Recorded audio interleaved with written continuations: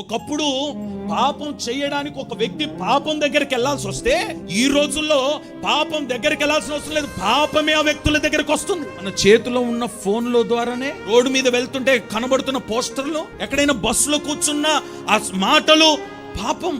మనకు తెలియకుండానే మన అవయవములను పాడు చేసే ఒక పాపం పరిపాలిస్తుండగా ఆ పాపాన్ని నువ్వు జయించాలనంటే ప్రార్థనలోనే నువ్వు పోరాడగలగాలి. ఈరోజు మీరు గుర్తుపడుతున్నారా ఆ విషయాన్ని? తెలియకుండానే సాతానుగాడు నీ అవయవములను పాపానికి అప్పగిస్తున్నాడు. నువ్వు అనుకుంటున్నావు నేను భక్తి చేస్తున్నాను, పాటలు పాడుతున్నాను, వాక్యం వింటున్నాను, ప్రార్థన చేసుకుంటున్నాను, మందిరానికి వెళ్తున్నాను, కానుకిస్తున్నాను, అన్ని బాగానే ఉన్నాయి.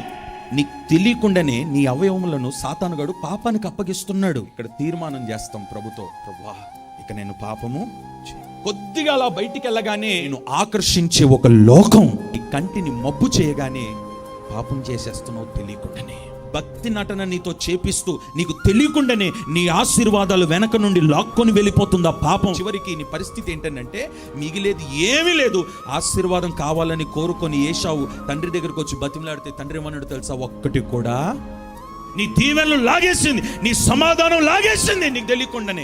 ఏ ఇంట్లో ప్రార్థన తక్కువైనా, ఏ కుటుంబంలో ప్రార్థన తక్కువైనా, ఏ సంఘములో ప్రార్థన తక్కువైనా పాపం వెంటనే పరిపాలనకు వచ్చేస్తుంది.